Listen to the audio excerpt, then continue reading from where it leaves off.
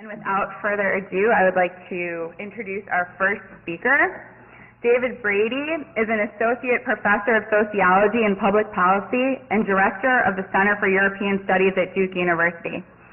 His research has focused on poverty and inequality, politics, work and labor, and globalization, and he routinely teaches courses on the global economy, poverty and inequality, organizations and management, and research methods.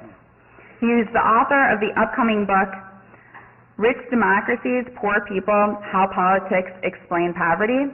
So from Duke University, please welcome Professor David Brady.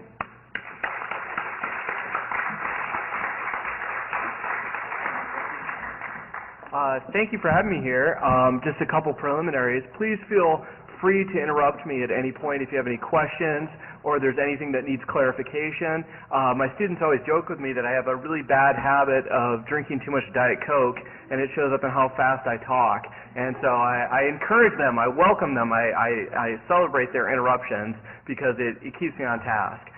Secondly, please feel free to call me Dave or David. Either one is fine. And please let me know if there's anything that's unclear as we go forward. Okay? So I thought we'd start with something really pretty relevant to many of our lives and look at what's called a commodity chain of where your blue jeans come from at Walmart. And this figure, I should note, is from a friend and colleague named Jennifer Baer, who's a terrific sociologist at University of Colorado. And this is based on research she's done where she goes and interviews people in the factories that produce the blue jeans that sell in Walmart. And so what she shows us here is we have three kinds of arrows. The black dotted lines are the flows of the orders from the retailer, in this case Walmart, to the manufacturer, or from the retailer to brand to manufacturer, and so forth. The solid black arrows are from the flow of materials from the suppliers and the manufacturers to the factories, and the solid red arrows on the outside there you'll see are from the flow of the final finished blue jeans to the retailer. All right? And just looking at Walmart, only a sample of the products that they sell, we get a really clear sense of the diversity and the heterogeneous sources that are driving our global economy. All right, first of all, Walmart has a direct buyer of its own clothing line, which we see over here as the U.S. manufacturer, and that produces its own clothing line, which is a unique thing that's really only occurred in the past 15 or so years within manufacturing. And these jeans are called, I believe, Route 66. And Walmart has several different suppliers for Route 66. There's not just one factory, there's not just one company. One of them is a company that has been named Sun Apparel, and that was recently bought by a U.S. brand named Jones of New York. And this company, Sun Apparel, owns a factory in Mexico, which is called Maquias Pami in the north central region of Mexico. Walmart also buys Levi's, which you see in the center of your figure there. And as you may know, Levi's has eliminated its domestic manufacturing in the past 20 to 30 years. They used to produce all of their jeans, I believe, in upstate New York. Now none of them are produced here in the United States. And these jeans are now basically contracted to a group in the Dominican Republic, and it's a Dominican firm called Grupo M. Grupo M purchases Mexican-made denim, which was produced with thread manufactured in South Carolina and cotton grown in Texas. The materials go to Grupo M's factory in the Dominican Republic, where the rolls of denim are rolled out and they're cut into different pieces that will later be assembled into the jeans. They then take all these pieces, ship them to the other side of the island, to Haiti, where the labor costs are much lower. And there in Haiti, they do a lot of the assembly, and in this export processing plant, and the assembled jeans are then sent back to Grupo M factory in Dominican Republic, where they go through the final processing, such as stone washing or fading or various colorings that you might see in your jeans. Finally, they're sent via container ship from the Dominican port of Santo Domingo to the port of Miami, where they're also sent over land to a Walmart distribution center. Now finally, and just mentioned briefly, Walmart also places orders with a Taiwanese company named Nianxing, I think that's how you pronounce it, which is now the world's largest manufacturer, not just of blue jeans, but also of denim. And most of Nianxing's manufacturing, even though it's a Taiwanese company, most of the manufacturing takes place in China. And those products, as you can see, are partly assembled from materials from India, cotton from India, thread from China, and denim from China. And so you have this amazing matrix of global forces that are coming together just to produce the blue jeans that maybe many of your students are wearing in the classroom, although I don't know if Walmart jeans are too uncool for high school kids. Maybe they're not, I don't know. But I assume that even the Gap probably has something like this similar commodity chain, okay? So today I want to use that as just a metaphor to think about the global economy, and I want to hit 5 major questions that we can think about as understanding and giving a big picture presentation to animate and orient our understanding of the global economy that you folks will be talking about all week long. So first, what is globalization? What do we mean by this fancy term? Secondly, what are the trends in globalization? What really has changed over the past 20 to 30 years?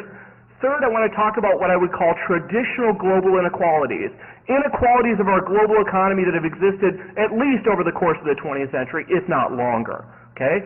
Third, I'm going to talk about some newly emerging global inequalities, because one of the unique features of the recent wave of globalization is that what's creating inequality has really changed. And the division of labor in our global economy has truly changed really since the 1970s.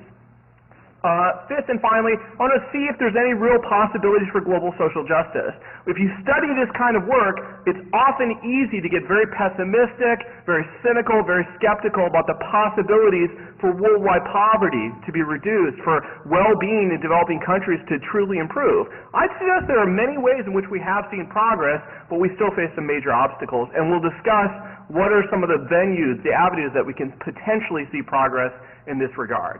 Okay, so let's talk first about what is globalization and talk about a few of the core ideas.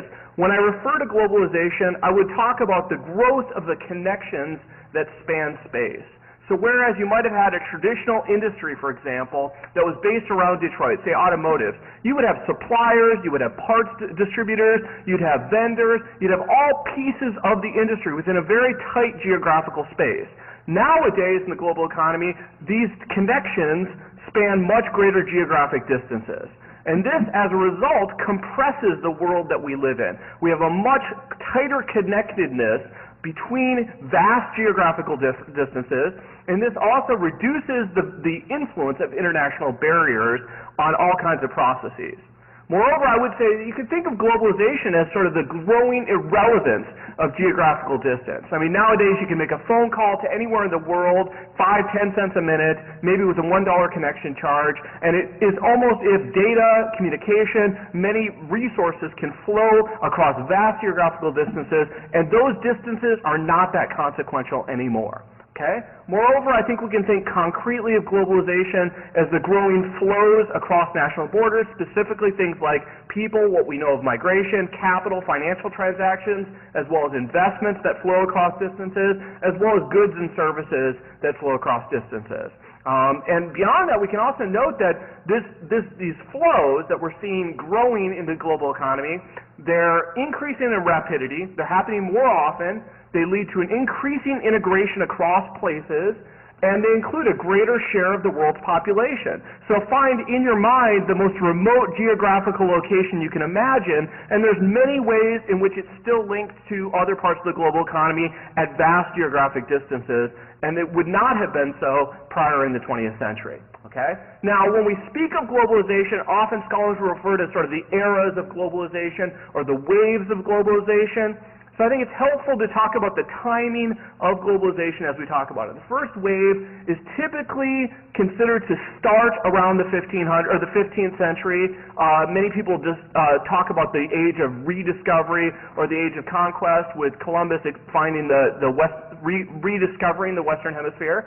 And that coincided with the rise of capitalism. So prior to the 1500s, we'd probably call this world economy a feudal economy, certainly not clearly a capitalist economy. But after that initial burst of globalization, many of us would date the rise of capitalism right along that period of time. Now, that earlier wave arguably peaked in the early 20th century prior to World War I. Okay, we saw levels of trade between countries that were quite high by historical comparison. So early 20th century, prior to World War I, we had massive migrations of people here to the United States. Many people in the United States date their ancestors coming to the U.S. around that turn of the century migration flows. I know my grandfather went through Ellis Island, for example.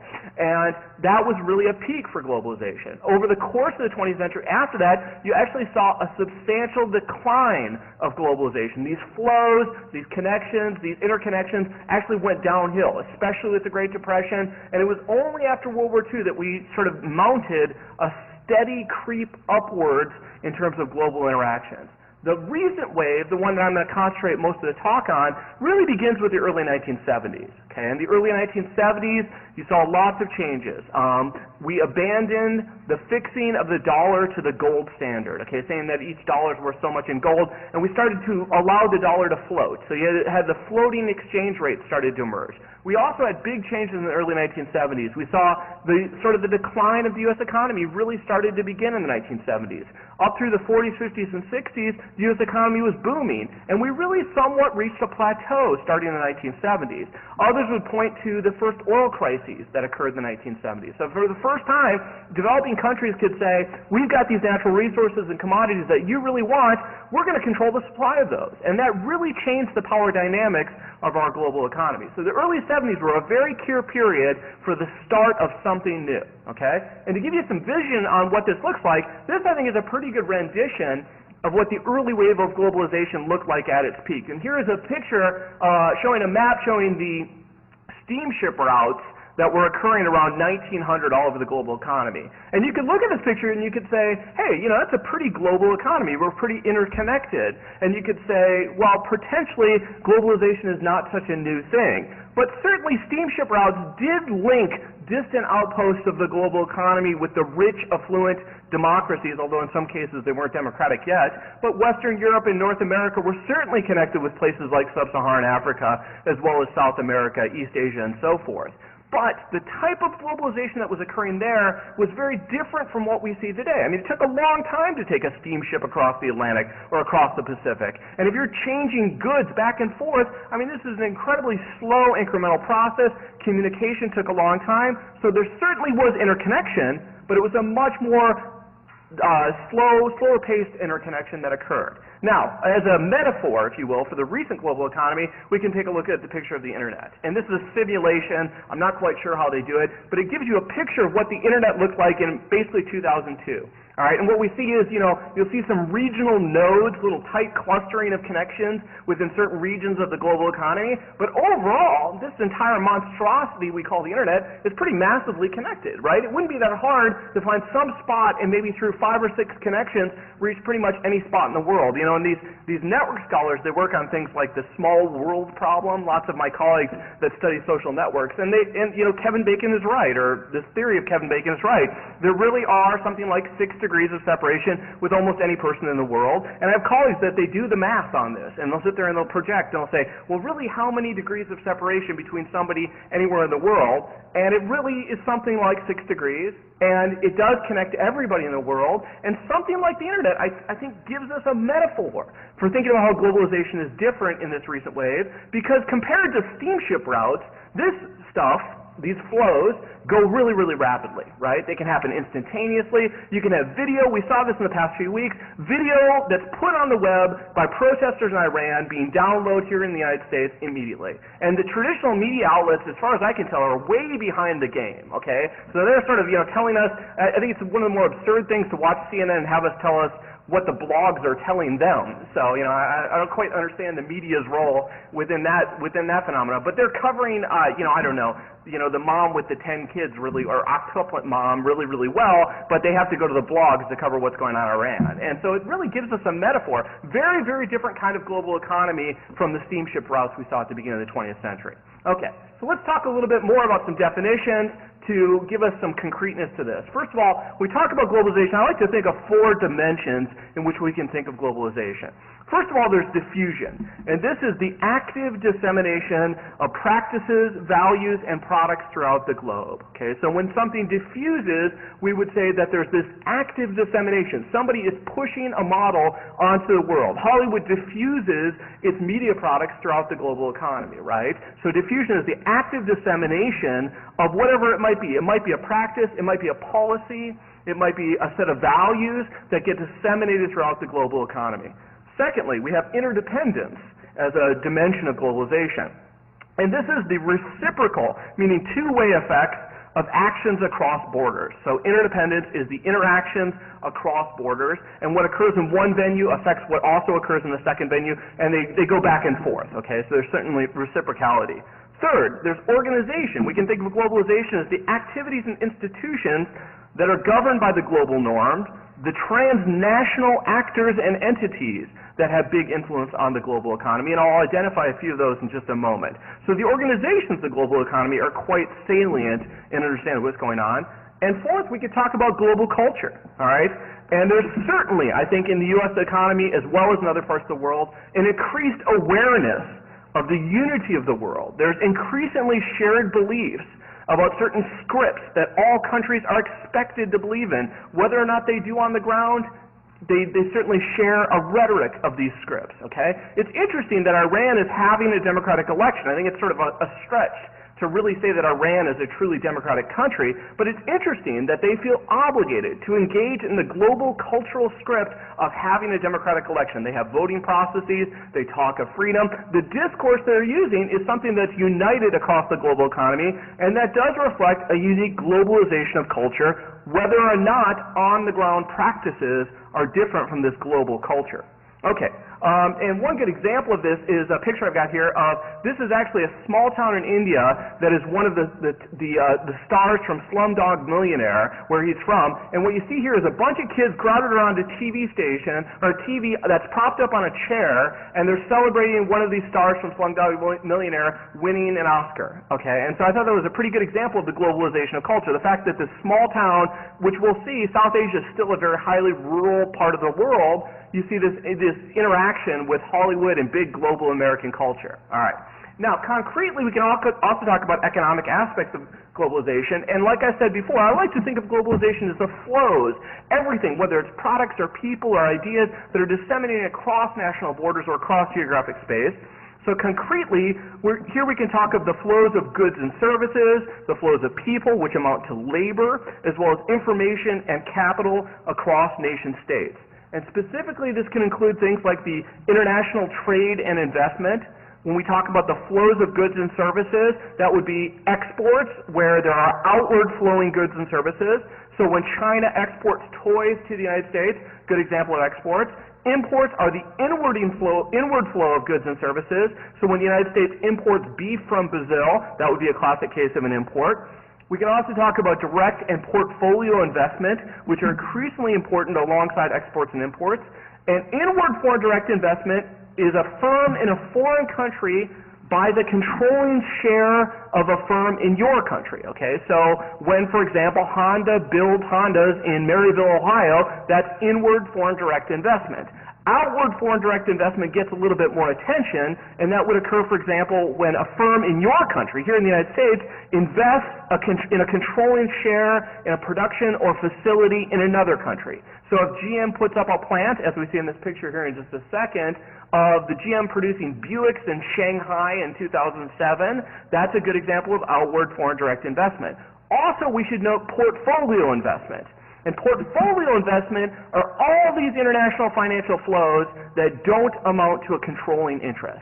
So we distinguish between direct investment, where somebody is really trying to get a stake in a company, trying to be involved in the management and control of that company, and portfolio investment, where they're just speculating. They're throwing money at something, trying to see what happens, get the money in and out. So a great case of portfolio investment is the case of Iceland having its banks, all of its pension funds, all of the towns in Iceland putting all their money in mortgage-backed securities here in the United States. And if you follow Iceland, which, probably doesn't get a lot of news, but Iceland has really been devastated by the global economy in the past year or so. I mean, probably more than any other rich democracy, I would say Iceland is in the deepest trouble. And Iceland completely bought in. They went all the way, man. They said, the U.S. economy, it's dynamic. Let's get in all these mortgage-backed securities. If you can figure those out, good for you. I can't figure them out. But they poured a ton of money in. Their towns were putting their pension funds in.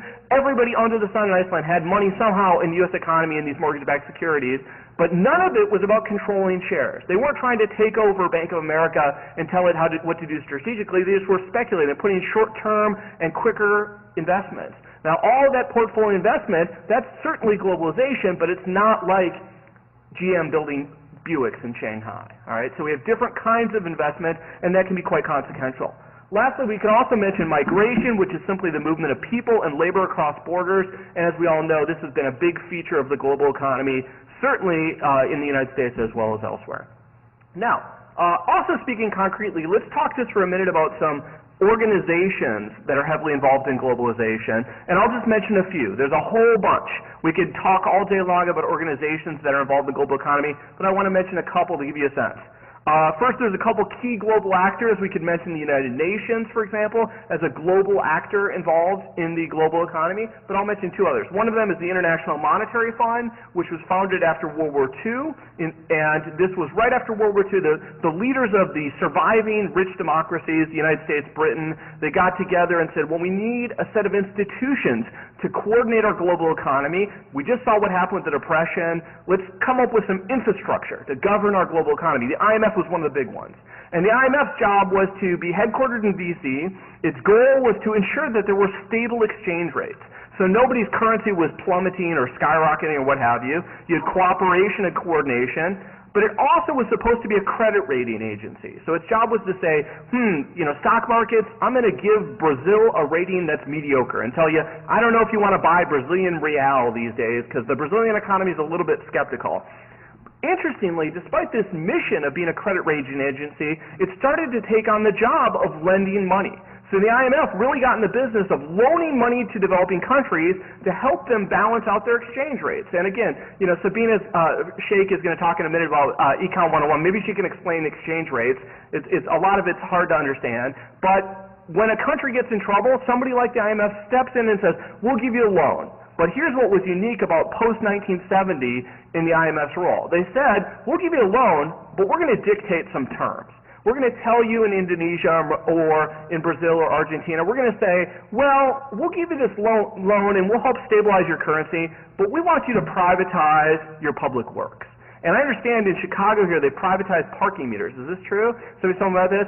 So imagine you're in a developing country, everything under the sun is being privatized, partly because of the influence of this global actor. Most American citizens have no clue who the IMF is. But you go to the rural areas, the most rural outlying areas in Bolivia, and talk to the peasants there, they can tell you who the IMF is because they're privatizing all kinds of stuff as a condition. And Bolivia, for example, wouldn't have much of a choice. They have to do what the IMF wants because they need the money to stabilize their currency. The IMF has enormous leverage. One of my colleagues says they really have you over the barrel at that point, all right? And that's what's sort of interesting, is that this global organization that had a very simple job of rating countries and being sort of a coordinator, a very simple, elegant job of being the coordinator of global monetary exchange, suddenly got in the business of loaning money and stipulating conditions for what these countries were doing. So you see the creep of global organizations as they get bigger and bigger and more influential in the global economy.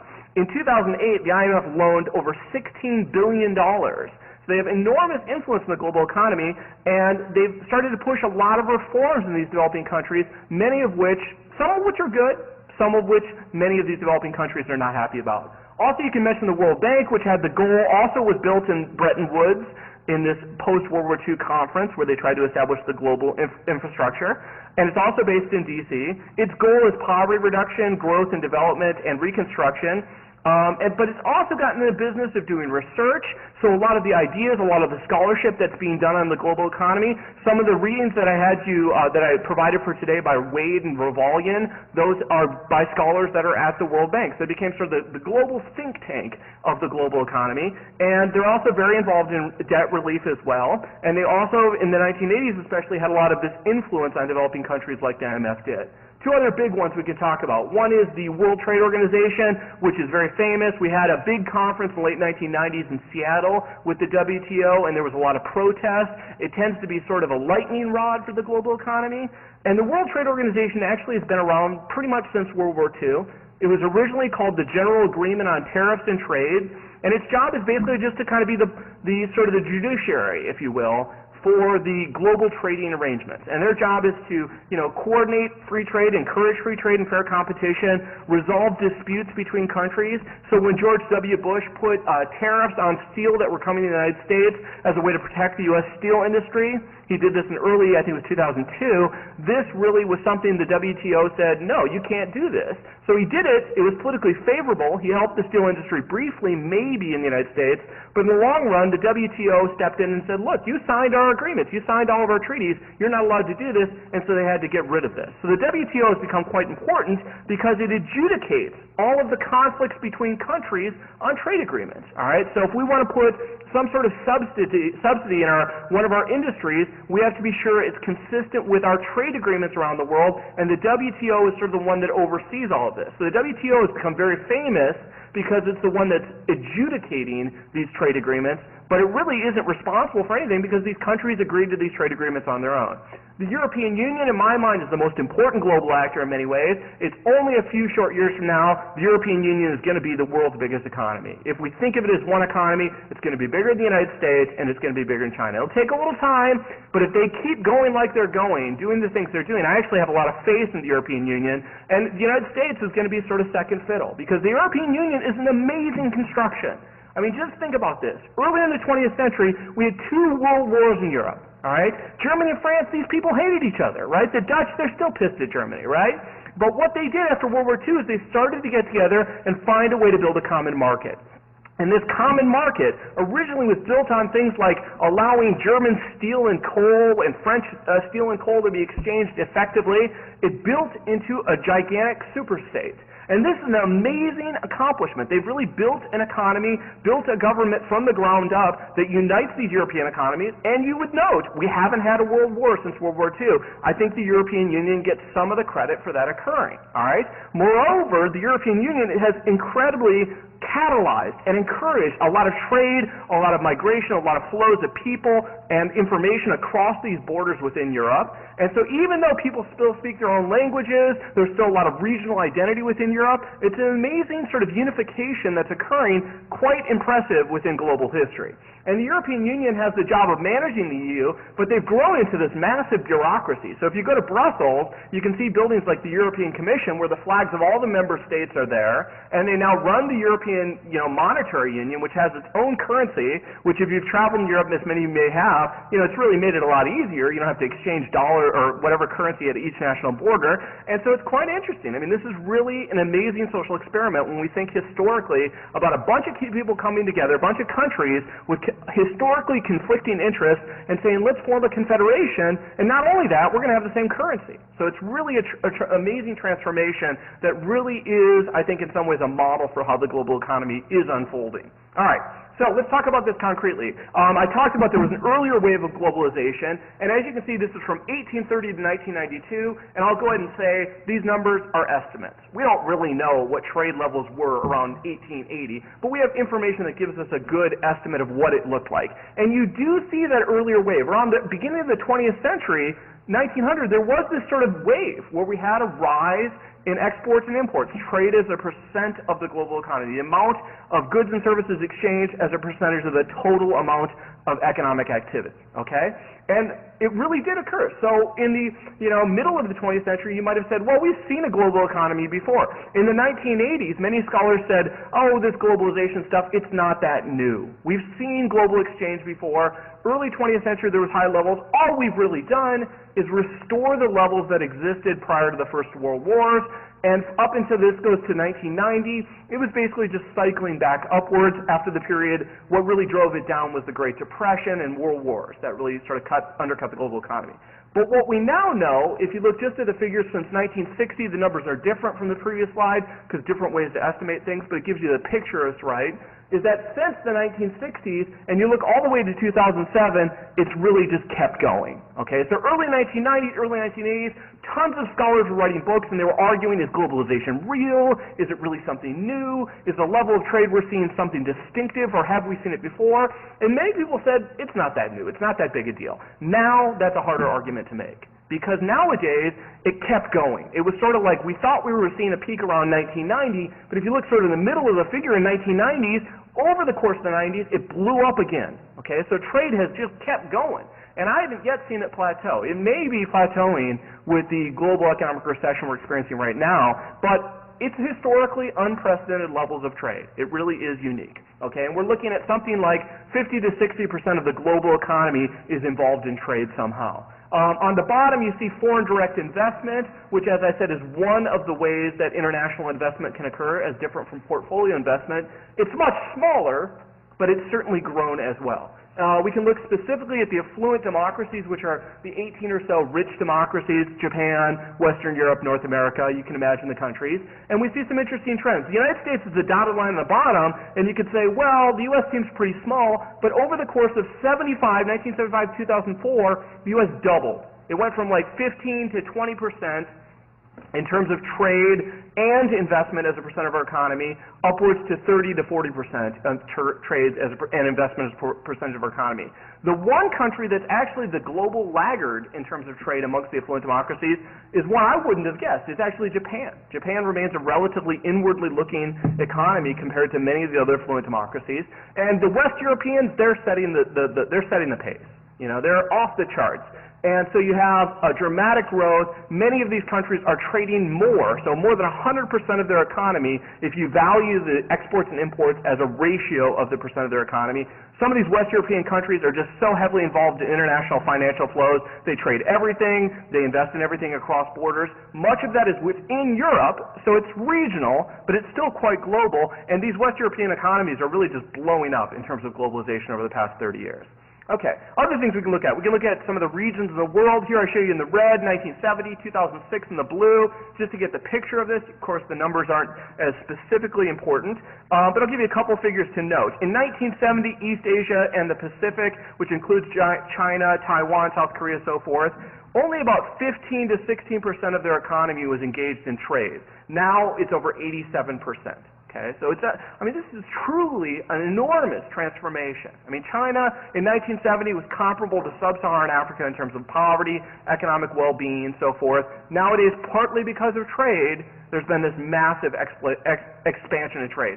So one region that's really in trouble right now economically is China and East Asia because they depend so much on exports as a percent of their economy when the countries that are importing, like the United States, go downhill and aren't buying as many of their products. What's going to happen to all these firms that are producing the blue jeans in Taiwan and China? They're in deep trouble. So there's massive layoffs, there's unemployment that's occurring in China, and so even though their economy is doing quite well compared to other parts of the world, they're really feeling the pinch. Other regions we can point to. South Asia is truly another global success story. In 1970, only about 12% of their economy was based in trade. Now it's almost half. Okay, so it's a massive change. All right, we can also look at the Euro area, which saw a big expansion as well. About half of their economy was in trade in 1970, and now it's over almost 80%. Okay, so most of Europeans are involved in some sort of international exchange. The United States is smaller than many of these other regions, partly because we have a big economy. So when I say trade over GDP, the GDP is a big denominator. But still, it went from about 11% in 1970 to almost 30% by 2006. So a real big improvement or increase in the amount of globalization. Other ways we can look at this. We can look at immigration. So this is a percent of the population in each of these regions that's foreign born. They were born in another country, and now they live in another country. We don't have data on Eastern Europe in 1970, but that's a big share. Over 6% of their population is foreign born. But really, it's the European countries and the United States that are now the homes of the world's migrants. And the United States is something like 13% of our population is foreign-born, whereas it was less than 6% in 1970. Europe has also seen a massive expansion. Almost 10% is foreign-born, whereas only 4% was foreign-born in 1970, so a big, big growth in migration. You also see a decline in terms of percent foreign-born in such places as South Asia, Sub-Saharan Africa, Latin America. They actually have less immigrants in their countries than they had in 1970 as a share of their population. I also like to look at the flows. So that was a percentage, what we often call the stock of immigrants. The flows are even more striking. If you look at the net migration, sort of positive or negative, how many people are coming or going, all right? And it really blows your mind. Not only does the United States have something like 6.5 million people coming in the United States every year, and that's up from what it was in 1970 when it was still already 2.4 million, But you can look at places like Europe. Europe is really experiencing an amazing transformation in terms of immigration. How they handle that is really going to be, it's kind of an open question. It's going to be a real interesting social process to see this unfold. But Europe in 1970 was a net exporter of people. Overall, they had net flows of population. More people were leaving Europe than coming. And now Europe actually has 6.9 million people coming into that region. So they're getting more people than the United States is, not as a percent of their population, but overall in flows. All right, and that's turning things not just from a lower level, but from previously they were never an immigrant destination. It's only really recently that tons of migrants are coming into Europe, and this is quite new, that Europe is the new immigrant destination, even more so than the United States. We also see some of the changes occurring around the world. Latin America has often been a sender of people. We know this, not surprising, but the level at which it's sending people has really grown, partly because those economies really struggled in the 1980s and 1990s. So if you're a young person growing up in Argentina, you're thinking to yourself, there aren't many jobs, I need to go somewhere to get a better employment opportunity. So there's been a lot of push factors pushing people out of Latin America. We also see the growth of migration from East Asia, from the Middle East to North Africa, and from South Asia. I should say the Middle East includes North Africa as well. Okay, so I've given you a picture of what's new about the global economy, how it's changed, how it's grown, so forth. Let's also talk about what this means for inequalities, one of the topics that I do research upon. And I gave you two readings. I know they're a little bit technical. Hopefully the presentation here will make them a little less technical, but you can look to the Revollian and the Wade readings as giving you a little bit more depth, maybe to supplement what you hear today. If you want to see some of the fine-grained numbers, those are good resources for learning more about these specifics. Okay, let's just give you a big picture, okay? The world is incredibly unequal. That's not an earth-shattering statement, but when you look concretely at the numbers, it's really rather mind-blowing, okay? The richest 1% of people in the world, the richest 1% of people earns more than the bottom 60% of the world's population, okay? So the 1% is richer than the bottom 60%. The richest 25% gets more than 75% of the world's income, while the bottom 75% gets less than 25%. So it's almost completely inverted. The top 20% of the world's population owns about 86% of the wealth. Okay, so it's an amazingly skewed distribution of income. We look at our cities today in the United States. We've really seen an explosion of inequality compared to, say, what it was in the 1970s even. Okay? But when you look at the global economy, our inequality is trivial compared to the massive inequalities between rich people in rich countries and poor people in poor countries. It's really mind-blowing. Okay, give you one sort of fun fact on these ways to know this. Bill Gates renovated his house a few years ago and built this fancy, spectacular house in Seattle. And each of the single tiles in Bill Gates' kitchen cost over $800. And that's double the average income of Africa's poorest countries. Okay, so each of those tiles is worth more than 2 people in dollar value than many of Africa's poorest countries. So it's an amazingly unequal income distribution around the world. Just to put this into sharper relief, let's look at the concrete numbers. The world economy is something like $35 trillion, roughly. You know, those are 35,000 billion. You get the picture. So $35 trillion. But what's really striking is if you look at low-income countries, their economy is only about $1.6 trillion. Okay, so it's a tiny share of the world's income. All right, middle-income countries are something like $12 trillion, and rich countries are something like $20 to $21 trillion in terms of the global economy. So even though high-income countries are a small share of the world's population, maybe 1 billion people out of say 6 billion people, it's incredibly large share of the global economy. So even though we're seeing all these flows, even though there's flows of people, trade, goods, services, information across borders and across geographic space, the world is still very dominated by a core of rich countries, all right? You can look at this specifically in certain regions, looking at the United States and Europe over on the right-hand side. The U.S. has an economy somewhere on the order of $12 trillion. Europe is somewhere on the order of $10 trillion. And these figures are, again, in 2005, so they're a little bit dated. And these are in supposedly convertible dollars, so the numbers are the same across countries.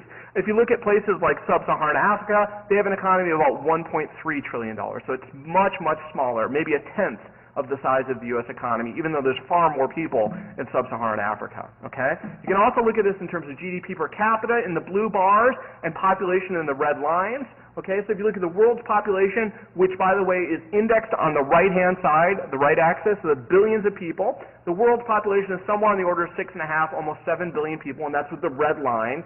Low-income countries have something like, 1.5 billion people, all right? Rich-income countries have something like 1 billion people. The middle-income countries, there's two simple explanations for this, India and China, right?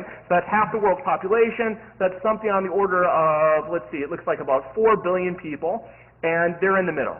If you look at their GDP per capita, which is sort of the dollar amount per person per year, the middle-income countries are roughly about $5,000 per capita, and that's what each person earns in a given year, okay? The rich countries are about $32,000, $33,000 per capita, and the poor countries are about $1,300 per capita. And many people have looked at this sort of figure and said, the world really doesn't have a middle class. We have a small group of people, about 1 billion people that are rich. We have 4 billion that we can call middle income, but really they're much closer to the poor. They're at like $5,000 per capita, and then we have a whole bunch of people, about 1 billion, that are very, very poor, less than $1,000 per capita, or maybe less than $2,000 per capita. So the world doesn't really have a middle class. It has a relatively sizable share of poor people, a sizable share that's a little bit less poor, and a small share of people that's very, very rich by comparison. And that pretty much characterizes global income distribution. And you can see this with regions like South Asia and Sub-Saharan Africa. For example, South Asia has about $2,000 per capita. Sub-Saharan Africa, which is below the Saharan Desert, that part of Africa we treat as different than we do North Africa, which we tend to lump with the Middle East. And they're at like $1,700 per capita. The United States is at about $41,000 per capita, $42,000 per capita. You really see the global inequality. This is not new. So this is what I would call the traditional global inequality, that there are rich countries, there are poor countries, there are rich people, and there are poor people, and it's a really skewed distribution. That's not new, all right?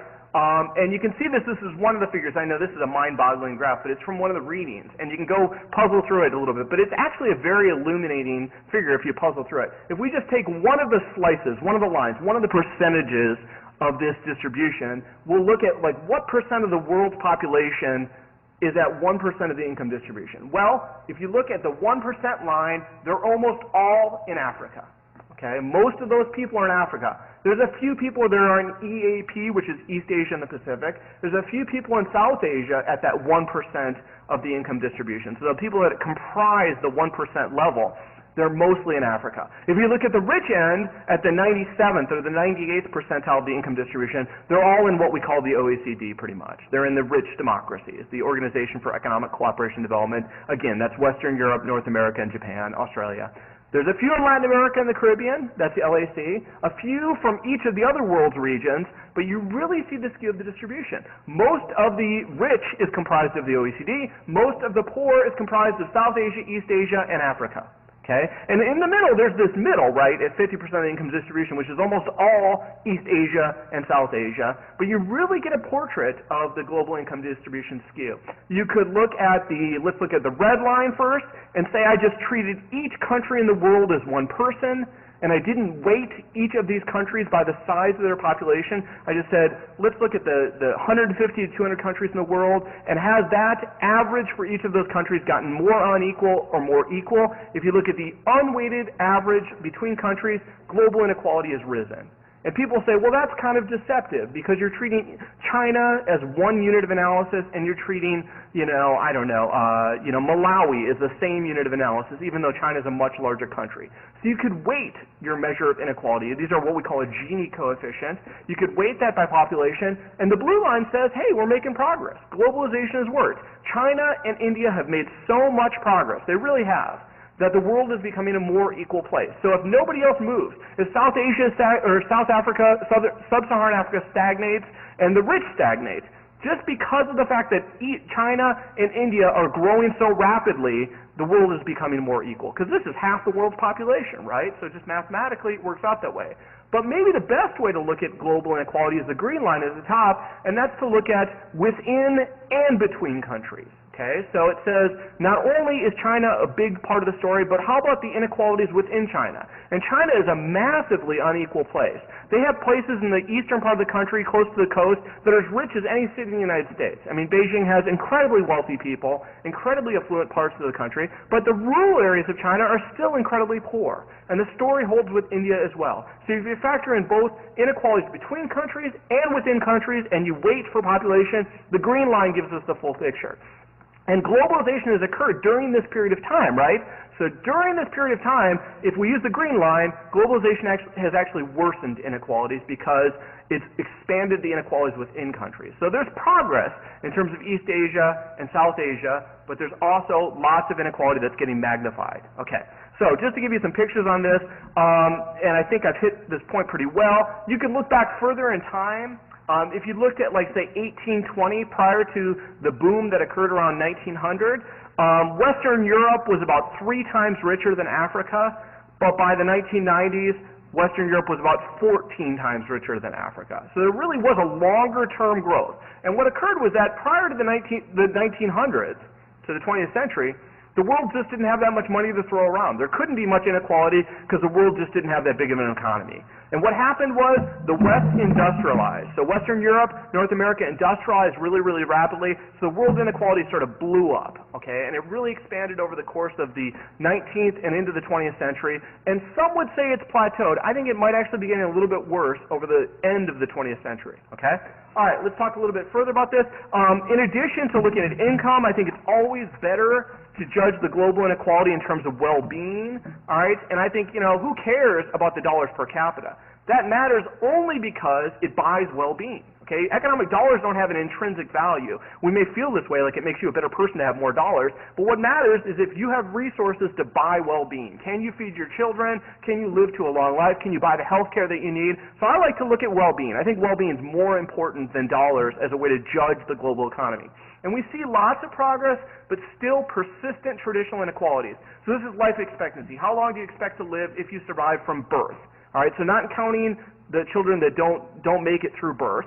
All right, and what we see is the U.S. and Europe, these are, people who expect a very, very long life, and that was the case in 1970. It was also the case in 2007. All right, and in the United States and Europe, we expect to live 80 to 78 years. Europe actually is beating the United States in terms of life expectancy. The U.S. has much worse health than Europe does in many ways. Okay, but if you look at other parts of the world, you could say, well, we're really making progress. South Asia in 1970, you didn't expect to live 50 years. Okay, you expected to live 49 years. Now you can expect to live 64 years. I mean, this is real progress. This is incredible. People living 15 years longer over the course of their lives. So it's really changing the populations of these countries. But there's also failures. All right, if you look at sub-Saharan Africa, is really the biggest crisis our global economy faces, okay? There really hasn't been any progress in 37 years in terms of life expectancy in sub-Saharan Africa. And partly that's because things got a little bit better from the 1970s and the 1980s, and then they got a lot worse from the 1980s to the present, and the obvious answer is the AIDS crisis, okay? So in sub-Saharan Africa in 1970, you expected to live 45 years. You still only expect to live 51. All right, so the world is incredibly unequal when you look at life expectancy. I mean, you're going to live a third longer if you were lucky, if you had the good fortune or maybe the cleverness to be born in the United States. So good for you if you were born in the United States. Good move, If you have the bad luck of being born in sub-Saharan Africa, your life is going to be dramatically shorter. Okay? We can also look at the under 5 mortality rate, which I personally think is the best way to measure the global economy. Are these numbers converging? If the global economy is working, these numbers should look more and more alike over time. All right? Look, 1970 to 2007, there's a couple ways to look at this figure. You could say, well, there's tons of progress. We could say, look, all of the red bars are higher than all of the blue bars. So every region of the world has seen their infant mortality decline. And this is the number of live births that live to the age of 5 out of 1,000, okay? So, or that die before the age of 5 out of 1,000. So a high number is a bad number, okay? And in South Asia and sub-Saharan Africa, something like 20% of their children that were born live did not live to the age of 5. 20%. I mean, so if you're a mother expecting to have several children, you're going to expect to have a mortality in your life in 1970, okay? And you could say, look at South Asia. I mean, this is spectacular progress. South Asia saw their infant mortality rate, or under 5 mortality rate, fall from 210 to 78. I mean, that's true progress, amazing progress. And you really see the success of the global economy. East Asia went from 126 to 27. Okay, this is spectacular progress. And you could say, look, East Asia and South Asia have really bought into the global economy. They really believed in exports and imports and buying into the international exchange. They're success stories. These are the success stories, the arguments for globalization. But you can also look at places like sub-Saharan Africa. And there's some progress there. They were at 222, and now they're at 146. But that still means about 15% of their babies do not live to the age of 5. So it's still a massively unequal world. If you look at the rich countries, I mean, we're talking about numbers in 1970, 29 in Europe and 24 in the U.S. Now it's 4 in Europe and 8 in the U.S. that die out of 1,000. So they're incredibly successful in the rich countries, and the disparities between rich and poor are just amazingly large. Yeah, go ahead. Why is the most dramatic improvement in the Middle East? Yeah, it's an amazing story. Okay, so Middle East is one of these great puzzles. I have demography colleagues that study population, fertility, these sorts of things. I'll show you the fertility numbers in just a little bit. It's interesting. You know, the country that had the fastest drop in its fertility, and fertility feeds into this. So these things are linked. Mothers have fewer kids because they know they're going to live more. You know, so if I know 6 of my 7 children are going to live, I'm not going to have 7 kids if I'm a woman, right? I'm going to have 3, and that's fine, you know. If you have high mortality rates, you're going to have less kids. So the link between fertility and mortality, they go both ways, okay? The country in the world that had the fastest decline in fertility, does anybody have any idea what this is? China was up there. I mean, the one-child policy, incredibly draconian, incredibly violating of human rights, but it was good population policy. I'm not endorsing it, don't get me wrong. It's awful, but it worked. I mean, when you tell people, you know, you're going to jail if you have a second kid, people stop having second kids, you know? But the country that actually saw their fertility decline the fastest was Iran. It's an amazing thing. And I don't know that much about the Middle East. Maybe some of our colleagues that are speaking in the conference here can speak about this. But Iran really saw a big cultural change. So you saw this, despite, I think it's fair to say, the Middle East and North Africa not exactly being utopia for women. Okay? Despite that fact, you saw a really important change where there was more use of contraception, healthcare improved. Some of it is oil dollars, so these regions actually have economically developed. Some of it's the fall of colonialism. So it is a great puzzle, isn't it? I mean, you really saw success in some ways compared to these other parts of the world. And you see it also in East Asia. I mean, there really was a dramatic decline as well as in Latin America.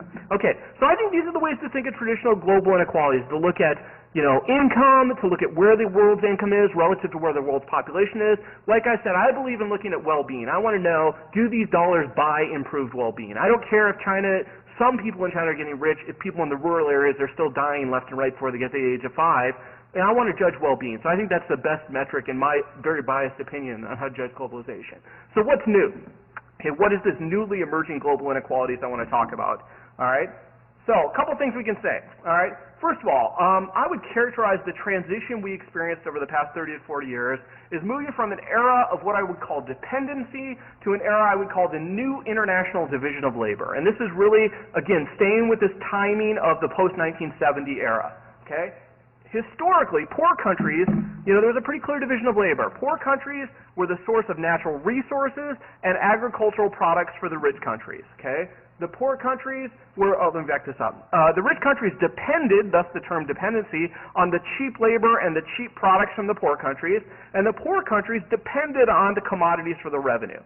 So if you were, for example, I studied in Costa Rica when I was in college, and something like 2/3 of their economy at that time was coffee, the other third was bananas. You depended on America consuming coffee and bananas. That was the guts of your economy, right? Now, many viewed this as an exploitative or unequal relationship. For example, many developing countries got in the business of making coffee over the last 30 years, and sometimes I feel I'm fueling this economy, and I'm personally responsible for the growth of the coffee export market, but many of us Americans are. But what occurred over the last 30 years was this massive oversupply for coffee, for things like rice, for cocoa, for sugar and tin, and all of these products, basically, tons of countries got in the business of selling them. And these products' prices fell through the floor. Okay, so coffee used to be a good, solid way to make money for your country. Now the price of coffee just went through the floor. All right? And so this became a very, very difficult thing for developing countries. They often experience what's called the natural resource trap. Okay, so you're selling goods on the global economy. Well, that drives up your currency. And, you know, macroeconomists have to explain how, but what that does is it makes your other products. So say you're selling tons of coffee, or say like Venezuela, you're selling oil. That's going to make your currency more valuable. Then say you're trying to develop an auto industry in Venezuela. Well, you can't sell your cars because they're really expensive because oil is driving up the currency. So it messes up your currency. It creates all these volatile boom-bust cycles. So if the economy is good for your particular commodity, your economy is booming. But then when the price goes down, your commodity busts. and these unsustainable boom-bust cycles. So it was a really sort of unsustainable, in some ways unequal way for developing countries to try to get rich. It also led to corrupt governments. We see this best of case would be in the Middle East and North Africa, but also in Venezuela. Look, when you're getting tons of oil revenue, you don't have to tax anybody. You know, Chavez didn't have to pay anybody, to collect taxes from anyone. And when you don't have to tax anyone, you don't have to answer to anyone. So if you have tons of revenue in your government, Chavez did because of oil revenue, you can just do whatever the hell you want, right? And that's where you get these corrupt governments in the Middle East and North Africa, because they don't need to tax, they don't have to answer to their populace. And so these natural resources, they were a source of revenue, but they're also really a trap. And few countries experience long-term sustainable development because of natural resources. It just never worked. So you sort of were addicted to it in some ways because it was revenue, but it didn't really lead to progress. Now, what's occurred in the past 30 years is poor countries have gotten in the business of manufacturing. This is really distinctive to the last 30 years, and this is very, very unique. You didn't see this with the steamship routes. Back then, they were doing classical dependency. They were sending products to the rich countries on the boats, and they were getting money back, right? And they were maybe trading for things between these steamship routes. Now, poor countries are in the business of collecting foreign investment, building manufacturing facilities, and exporting those products. Okay, this is the new global economy. And this has created some really massive changes. Now, we certainly have success stories from this. Let me back this up. The best success stories are, of course, really countries like Taiwan, countries like South Korea. South Korea really stands out as the one country that was poor in 1950 that is now arguably a rich country. It's the one case. So there are success stories. There are arguments for the global economy. There's just not a lot of them. Okay, China has made amazing progress, but it still has a massive ways to go. It's still only like $5,000 per capita.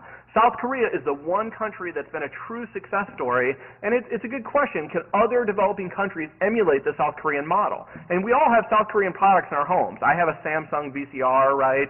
Hyundai's cars apparently have gotten to be better. They had a bad rep, but apparently they're getting to be better cars. And that's the one case. This is the new global economy, is these sorts of development projects that are focused on manufacturing. Okay, you can see this a couple ways. If you look at exports as a percent of GDP, and this is just within developing countries, so just the bottom two-thirds of the world, you really saw a rise in exports. Percent of manufacturing exports as a share of their exports from 1985 to 2003, a real growth. Percent of world's manufacturing exports, now developing countries are about a third of the world's manufacturing exports, and they're getting a big share of the world's foreign investment. So this is really new. And what has this done? It's led to industrialization. So the blue line in the middle, let me concentrate on that. This is a sample of developing countries from a student of mine's dissertation, and he shows, in 1980 to 2003, in just 23 short years, you saw a pretty dramatic growth from around 15% of their labor market. So amongst all their people that are employed in these developing countries, about 15% worked in manufacturing. By 2003, it was over 22%, which is actually a number higher than the United States. Okay, so they really saw a growth in blue-collar manufacturing jobs, those jobs that we feel like we're losing here in the United States. There's definitely been a growth in developing countries. And this has led to some new inequalities, okay, some really important changes, massive social changes, what I'll call the newly emerging global inequalities that are coming on the scene. Okay, first of all, this has led to migration to cities of poor countries. So most of the world's population was rural up until 2007. In 2007, one person moved to a city, and for the first time in world history, more people lived in cities than live in rural areas. So this has really changed the population of developing worlds. If you grew up in the developing world 30 years ago, more than likely you grew up in a rural area. Your parents might have been farmers. Okay, nowadays you live in urban areas. Okay, so this is a really big change. It also, of course, has led to migration to rich countries. We all see this all over the world. Massive infusion of people from other parts of the world to rich countries. And this has also coincided with dramatic advances in technology, in communication, transportation, and travel. I don't have data on this, but I'm pretty confident that international marriages to American citizens has really grown. My wife is from Spain. I met her when she was a grad student here in the United States. I met her in a bar. I wish I had a better story, but the bottom line is, we've got a kid that's going to be bilingual. His grandparents don't speak a word of English. I don't know what the hell they're talking about most of the time, okay? And, that sort of thing is really unique to this last 30 years in the global economy. It's a really massive transformation. Okay, so as you can tell, I'm a big proponent of global globalization. I'm out there recruiting, in some ways. Yeah. And also it's led to rapid and uneven urbanization. So not only is everyone flooding to the cities, they're flooding to the rich countries, but they're flooding to the cities in the rich countries. And not only that, it's led to sort of this lumpy distribution. Cities have these massive populations of rich people. You see a good discussion of this in the Goldman and Longhofer reading that I provided for you. It's a really interesting discussion. But you see massive changes to cities. So if we look at the urbanization rate, what percent of your population lives in cities?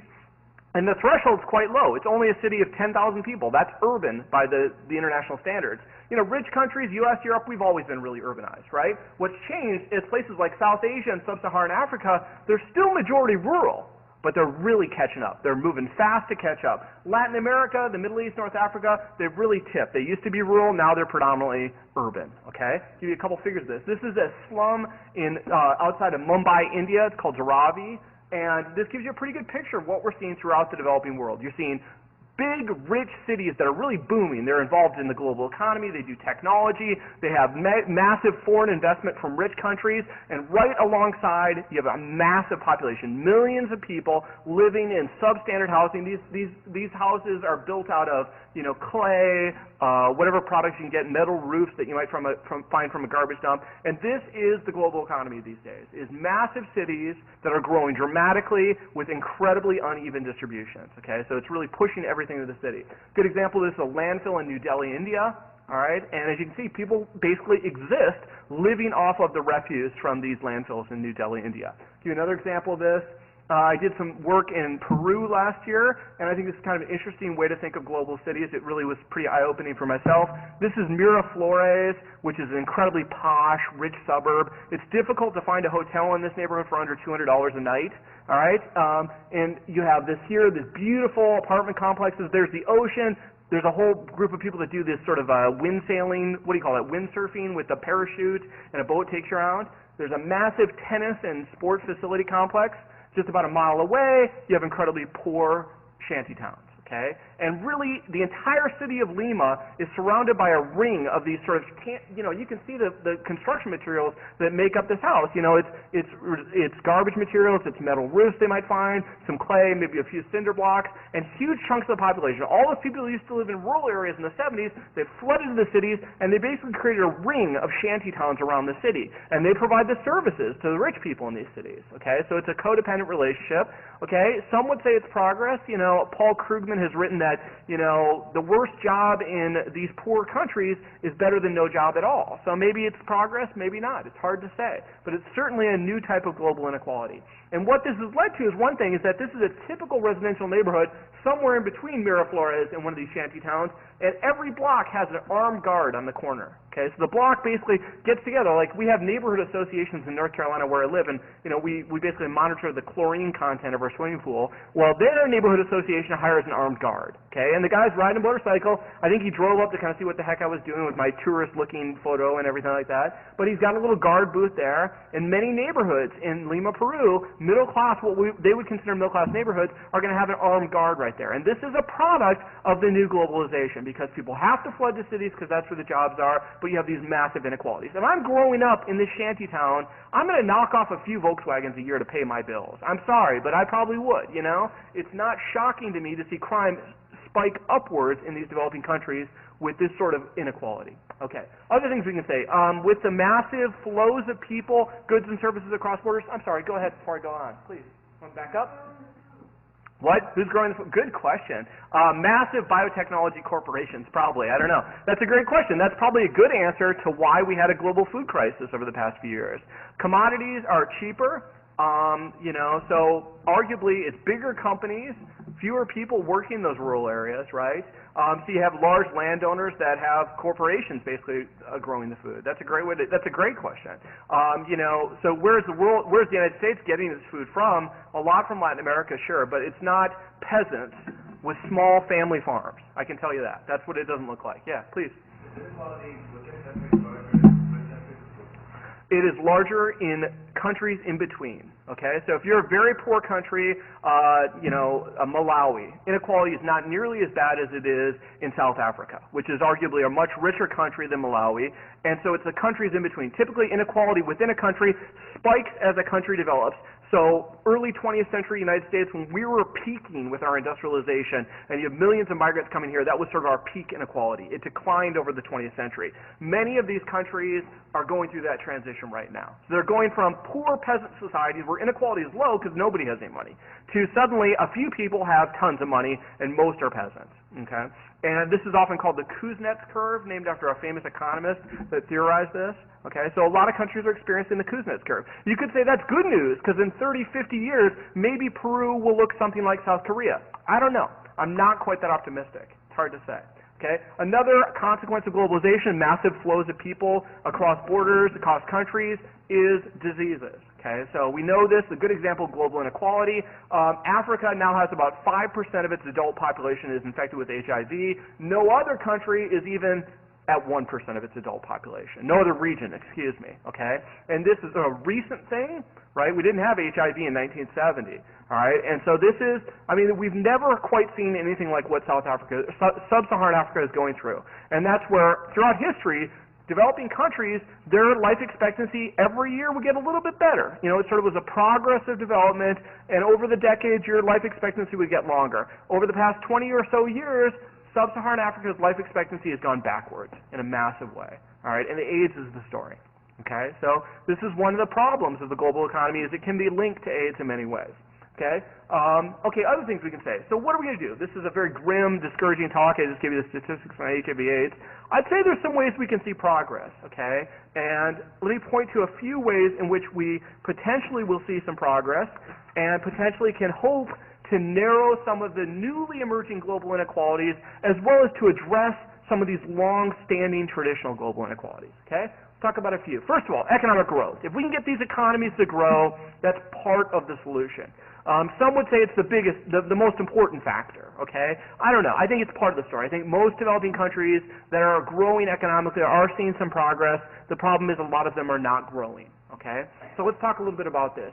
If you want to think about the world, you can think about it as composed of basically a rich billion people, okay, a middle class, although I don't really think it's middle class, a moderately poor 4 billion people, and a very poor, backsliding billion people. Paul Collier has sort of a bestseller book. He's a sort of popular economist. It's called The Bottom Billion. You can buy it in any Borders or Barnes & Noble, although I should get some money for mentioning that. Shouldn't I have Barnes & Noble? You know, I want some endorsement. So he's written this book. It's called The Bottom Billion. And his story is that, like, look, you know, the rich billion is doing fine. U.S. isn't really in trouble in terms of high infant mortality or plummeting GDP per capita. The middle 4 billion, well, they're doing better. You know, India and China basically makes up that story, and they're doing a lot better than they were 30 years ago. If everybody was growing like the middle 4 billion, the world wouldn't have as many problems. And he shows this. He said, look, the middle 4 billion grew about 2.5% a year economically, which is a pretty solid economic growth over the 1970s. In the 1980s, they grew 4% a year. So that middle 4 billion was really improving. They really saw some progress. And since 2000, they're growing 4.5% a year. The United States grows 2 to 3% a year, so places like India and China are growing 10, 15% a year. They're really seeing progress. And we can say, look, the global economy is working. That middle 4 billion is progressing. Well, the problem is the bottom billion is going backwards. Okay, so in the 1970s, they only grew 0.5% a year. So it's really, you know, economically growth is what I mean, not population growth. But economically, they only grew about 0.5% a year. In the 1980s, they declined by about 0.4% per year. In the 1990s, they declined by 0.5% per year. So in 1970, the bottom billion was richer than it was in 2000. Okay, so just think about that. 1 billion people in the world is worse off in 2000 than it was in 1970. And this is really the dilemma. How do we get that bottom billion of the world's economy to grow, even if it was half as good as what they're doing in India and China? Okay? And that's the great puzzle of development that we really face in our global economy today, is how do you make sub-Saharan Africa experience the success that South Korea saw? Okay? And that's the real challenge we face. All right. Paul Collier, who wrote this book, The Bottom Billion, has a good line. He says, you know, growth is not a cure-all. Just because your economy growing, it's not going to fix everything. He says, growth is not a cure-all, but the lack of growth is a kill-all. All right. So the absolute lack of economic growth is really devastating in sub-Saharan Africa. And you want to explain. People wonder why there's so many millions. I mean, what is it? 6.9 million people are migrating into Europe every year. If I'm growing up in sub-Saharan Africa, I'm getting on a boat and getting the hell out of there, you know? who can blame anyone when there's no jobs, there's no economic opportunities, your children are still facing high mortality rates, schooling opportunities are very limited. If nothing else, I'm moving to the city, right? So the economic engines are really pulling you, and there's a push from a lack of opportunity in these rural areas. It's really, really striking. Okay, so growth is part of the solution, but it's certainly not all. Often I would say most of the discussion in the World Bank or these global international community, intellectual communities, it focuses only on economic growth. I'm here to say that's part of the story. I'm not denying the value of economic growth, but it's certainly not going to fix everything. So I'm going to point to a few other ways that I think we could really see progress, one of which is what I would call the world polity. And you read an article by John Mayer, and he's a really interesting theorist. I really encourage you to read this article. He talks about the globe as Babbitt, and apparently it's about why is it countries all over the world conform? You know, and he tells these stories of going to a school in sub-Saharan Africa, talking to an education minister, and they're visiting a classroom, and the teacher doesn't have chalk, they don't have any books in the classroom, the teacher doesn't really understand the material she's teaching, the kids are just doing rote memorization, and this minister from the government says, we need to get engineers to compete in the global economy. And, you know, Meyer's like, what the hell are you talking about? And what he's saying is that there's this world polity, there's this canopy of international governmental organizations and non-governmental organizations that sets the scripts, the discourse, the culture of our global economy.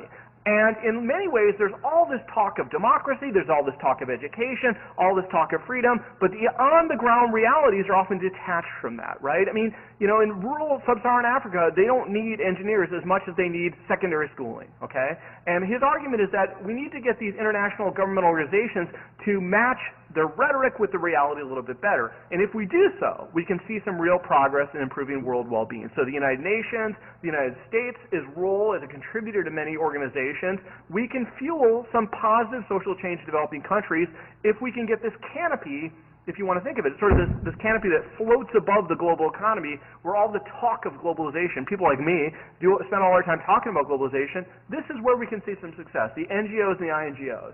And organizations like the United Nations, Amnesty International, they can do some real good. And I'll show you some evidence of that in just a moment.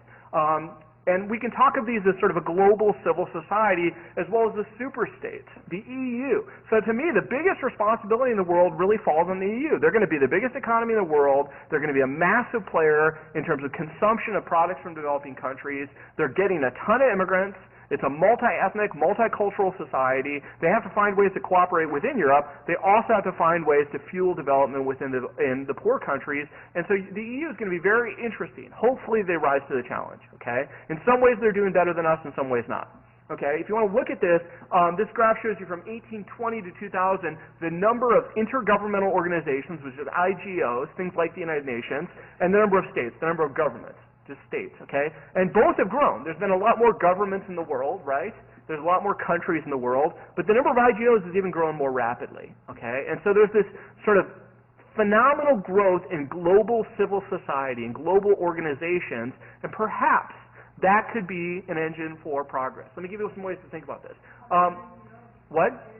I don't have the NGOs. The story is the same. Yeah, the story is the same. I don't have a good figure. I'll admit I stole this figure from a friend and colleague, and he's had a nice figure, I think, to show social change. The INGOs, International Non-Governmental Organizations, the story is the same, and then you see this massive growth. Okay, and Europe is actually leading the world in NGOs. They love to be members of environmental organizations, volunteer organizations, so forth. Okay, now, one of the ways this has worked, I would say the global canopy of civil societies really works, is to cultivate the message that every kid should go to secondary school, okay? And to me, I would put my dollar on the line and say if I were to bet on one thing to make progress in sub-Saharan Africa as well as the poor regions of the world, it'd be secondary schooling. Primary schooling is important, but primary schooling is pretty well advanced around the world compared to secondary schooling. Secondary schooling is really where the system breaks down, okay? So hopefully as secondary school teachers in some cases, this is good news for you. You feel, I hope you can see that this is really making a lot of progress in the world. And secondary schooling, this is absolutely crucial. I'll show you another figure that's related to this,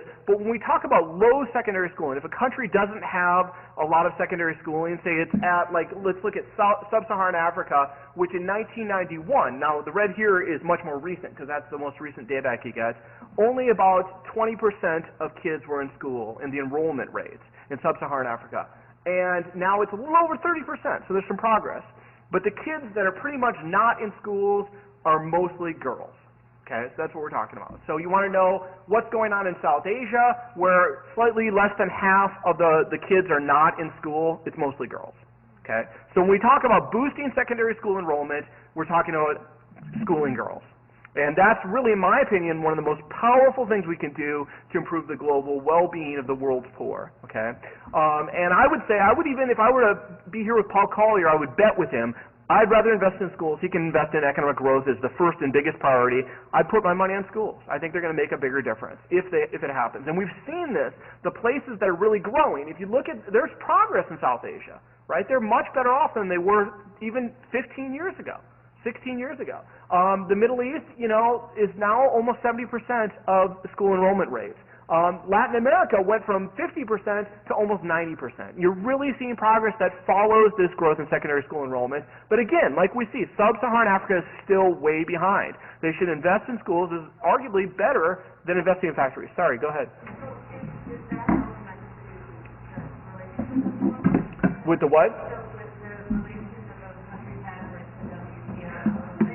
Yeah.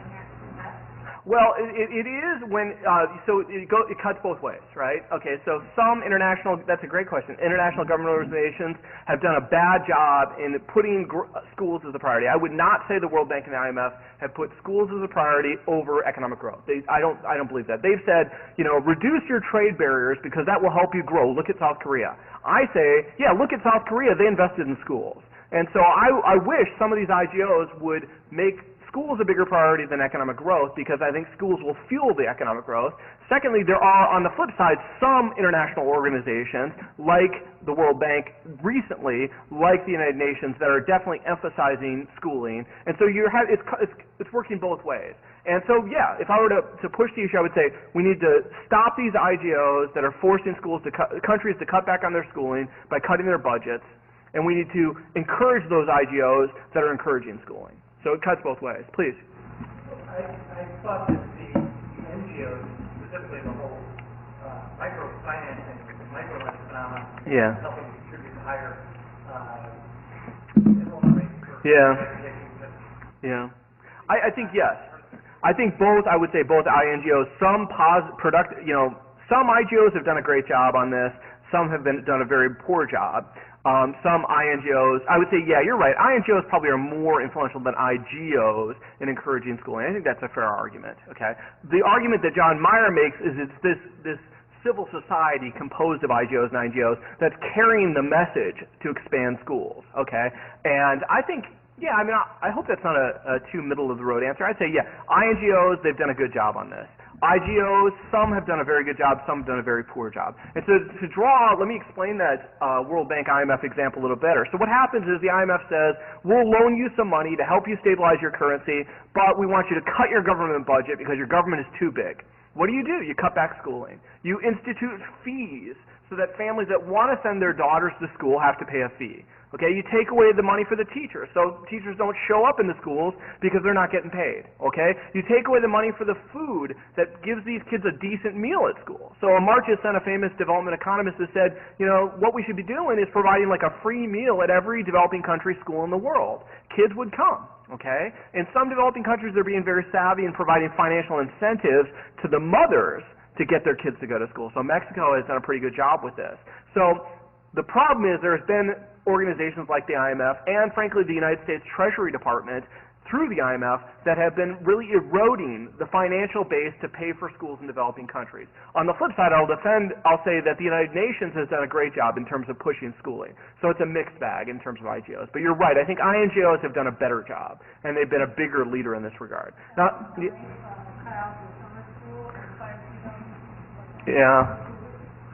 yeah, and it doesn't look good. Yeah, believe me, I know. I mean, North Carolina doesn't pay teachers. This is a popular argument to make in this crowd, but they don't pay teachers enough. I mean, North Carolina is one of the few states in America that doesn't have unionized teachers, and it shows. They're really in deep trouble. They're getting squeezed. And in developing countries, I'd say it's worse. It's much worse. Please. Yeah. Right, absolutely, and that's a part of the United Nations, right? So it's one of the branches of the United Nations. I'd say, the United Nations has been one of the leaders in taking this message. Whether they're backing it up with dollars, well, that's a little bit harder to say. Okay. Now I mentioned earlier, so this is important cultural change. Again, if I were to bet my money on any one thing we could do, it would be build schools for girls in developing countries. That would be my number one priority, even more than investing in technology or sort of trying to become South Korea by trying to have manufacturing and export. Schools would be my number one priority. And I'll admit, I'm a partisan on this issue. This is I bet my money on this. Related to this, very tightly related to this, is fertility rates. And like I said, these two things go together. If you school girls, keep them in school and secondary school, they delay childbirth and they have fewer kids. Okay, so if you're 15 and you're a girl or a young woman in sub-Saharan Africa, and you're in school, you're less likely to have a child, right? So fertility rates and schooling go together. Now, it's hard to say. It's really sort of a thorny question to say which causes which.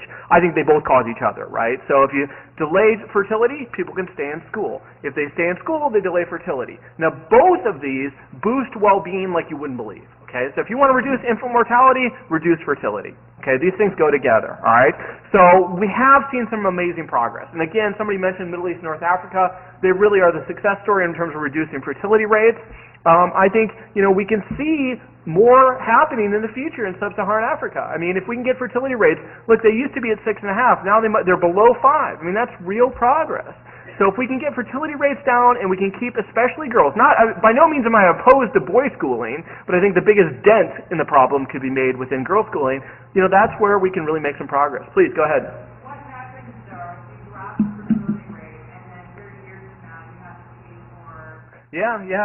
No, you're right. What happens if your fertility rate declines and all of your young people have moved to Spain? I mean, if you're in sub-Saharan Africa. You're right. There are demographic challenges. I would just say the demographic challenges of having a young dependent population right now are the bigger problem. So there's what's called the demographic transition. And by the way, I'm now officially in Q&A. I'm done with all my slides. So this is a good launching point. All right, so the demographic transition occurs, and it occurred in the United States in the 19th century. What happens is somewhere along the way, mortality starts to fall, so deaths start to decline. Okay, is it improved medicine? One of the big things is improved water supply. So you want to make progress in sub-Saharan Africa? Build improved water sources so people don't have to use rivers that they're cleaning their clothes in and where there might be parasites. That's where malaria is one of the world's biggest killers. So water sources can be a big one. Anyway, at some point in development, mortality starts to decline. Usually right around that time, fertility declines as well, okay? Because partly mothers and fathers start to realize, look, we don't need to have 6 kids to protect our Social Security in old age. We can have 3 because they're mostly going to live to adulthood, all right? And so there's this sort of early decline of mortality and then subsequent decline of fertility.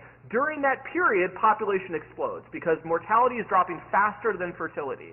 And there's a little bit of a lag before fertility starts to decline as well. Okay? And that's where you see a population boom. So the bigger problem in developing countries right now is they're experiencing a population boom. Mortality is starting to improve. Fertility is not yet caught up. And so people aren't dying as much as they used to, but you're still having 6 or 7 kids. All right, so you get this little boom of population, and that's why you see in most developing countries something like 2/3 of their population is under 15. And that's the dependent population they really need to worry about. Now it's true, somewhere down the line you're going to have this elder population you have to take care of, but we're not there yet. I think that's so much further down the horizon, partly because of fertility rates still being high, partly because HIV/AIDS is killing a lot of middle-aged people, or people in their young adulthood. And so we're not there yet. It's not a problem yet. I think it could be a problem in the future, but we're a long ways away. You can also point to, we're seeing that your question is sort of unfolding in Western Europe right now.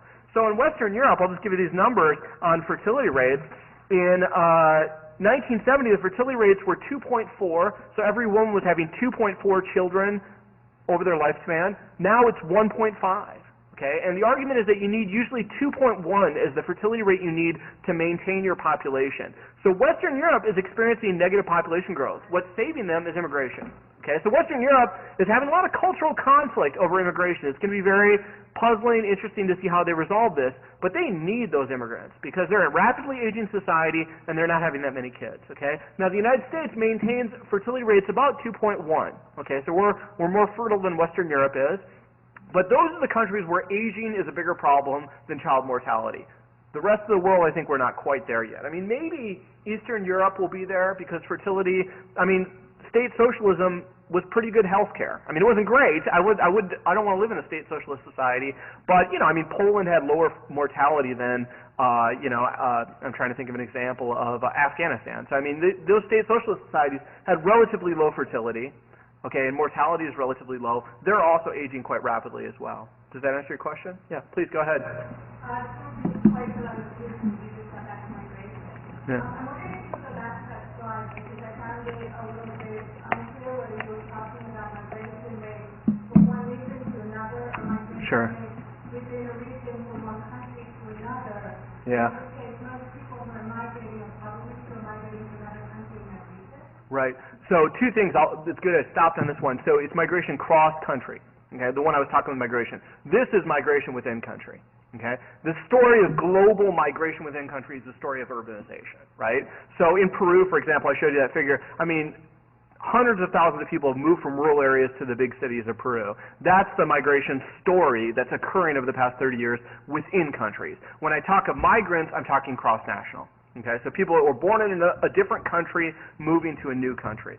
Okay, so net migration, this is raw numbers of people. These are between countries, okay? So in the United States, we're getting 6.5 million people every year from another country, okay? Europe is getting 6.9 million people from another country. And like I said, let's take Latin America as an example of that. I've got the numbers on this specifically. Latin America is sending out 6.8 million people, okay? So there are some people coming into those countries. Certainly there's inward migration in almost any country in the world, but 6.8 million are leaving more than are coming in. So it's a net. The net loss of population is 6.8 million. Okay? Does that answer your question? Yeah. All right, yeah. Should we wrap it up? Okay. Any last questions before I stop there? Yes, sir. An element that I think distinctly absent in your report Sure. is the fact that we are not looking at what the element called the greed factor, in which basic population, which are leading the resources of the LDC, the least developed countries, right, and pouring that into the more economically developed yeah. countries. For example, a coffee company, I'm not going to Sure. name, but it's buying coffee for nickels and dimes, Yeah. selling it for $4 or $5 a pound. Sure. The people who invest in corporate investment, these are the gleaners, the people who do not manufacture, they do not buy, they do not sell, they just invest. Right, right. And they buy stock in a product and then they skim the profit. Yeah. And they live in the large urban areas where they sit behind a computer and just buy stock. They never sweat. Yeah, yeah. Now, you have people in other countries who, if there was equality, there wouldn't be such a wide gap between the selling final product price and the people who actually labor in these communities. Yeah. When you reduce the profits of these people or you keep their income down, they normally migrate to cities. Right. And they leave the urban areas, and then you have automation going in and high technology, which is now taking up 10, 20 jobs. Yeah. In farmland where people use poles and pickaxes. Sure. So we have to look at the larger picture. Yeah. The turning in international policy. Yeah. To allow the gleaners to reap the resources and harvest the energy and sweat of smaller countries rather than providing it. Well, I mean, is it gleaning even? Is it just massive redistribution? So poor countries, many of the developing countries we're talking about, sub-Saharan Africa, they're sending money. Their net financial flows are money going to the rich countries, okay? It's not really in terms of aid going to poor countries. What's really going on is they're paying debt back to the rich countries. So we had a discussion here earlier about what happens when a country goes in debt and they have to borrow from the IMF to make ends meet. Well, they cut their schooling budget, and that money goes to finance debt in the rich countries. So if you want to take one issue, I mean, I absolutely agree with you that there are real exploitative qualities of global capitalism. I'm absolutely on board. I didn't push that issue too hard, but I would agree. But I would say that one of the really challenging issues is the fact that we have this massive debt crisis for developing countries. They owe a lot more, and the rich countries and the rich IGOs are collecting that debt. I think it's getting a little bit better over the past few years, partly because of the leadership of the European Union in forgiving debt. Okay? And they have to. I mean, they're going to have to forgive the debt of developing countries because they're never going to get the money to begin with. And if they forgive that debt, what will happen is those governments in those developing countries will have more money for schools. Okay? So I'm absolutely on board with that. I think it is part of the story, it's part of the problem. I'm totally out of time, so let me give you one last slide. I'll turn it around. I would like to see less gleaning by the rich countries of profits from developing countries or labors from developing countries, but I also would like to see rich countries just transfer resources to developing countries. So one last slide in this regard, if I get there, bear with me, has to do with aid. And if we look at one thing we could be doing much better is give to developing countries. So not only stop exploiting the developing countries, absolutely agree, but also just give more resources to developing countries. And not just in terms of having a local church give some money to some poor community in a poor country, but having our governments give. If you look at aid as a percent of our GDP, the United States is a real laggard. We're the 19th best. 19th best, despite being the richest country arguably in the history of the world. We're the 19th best in terms of giving aid as a percent of our economy to poor countries. We give about 0.6%, not 1%, 0.6%. So 0.6% of our country's GDP dedicated to aid to developing countries. Much of that is to our military allies in the Middle East and elsewhere and so forth. So when we really talk about giving to poor countries, we're way behind. By comparison, you can look at several of the Scandinavian countries that give at a rate about 7 times greater than we do. 7 times greater. So they're giving 0.4% of their GDP. The United States, it's 0.06%. So 6/100ths of a percent. I keep mixing that up. It's so small, it's hard to get it right. 6/100ths of a percent, and by comparison, many other European countries are way ahead of that. So that's one way, even if we can't really fix a global capitalist economy that inherently exploits poor people. I think that's been the case since the dawn of capitalism. But we could give more, and we don't. So that's one way in which we could see some progress. Okay, I'll stop there. All right, thank you.